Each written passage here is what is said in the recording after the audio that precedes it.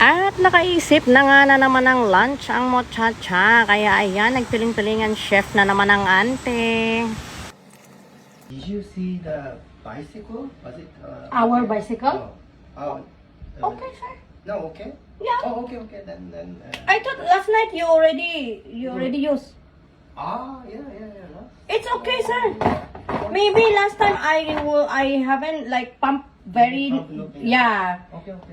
I never pumped very tight like that lah. So it's very oh, diba? Nakarinig nyo yung English kong kinamates. Parang yung niloloto ko lang na may kamates.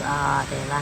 Masyadong concern yung amo ko sa bisikleta. Hindi sa akin ba? Agoy, saan pa kayo? Diba? Napakabait ng amo.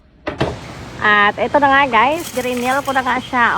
Aking air fryer nga lang yan sa aking air fryer. At ito, binoboil ko na yung aking barley. Ito yung magiging rice natin guys for today's lunch. Diba?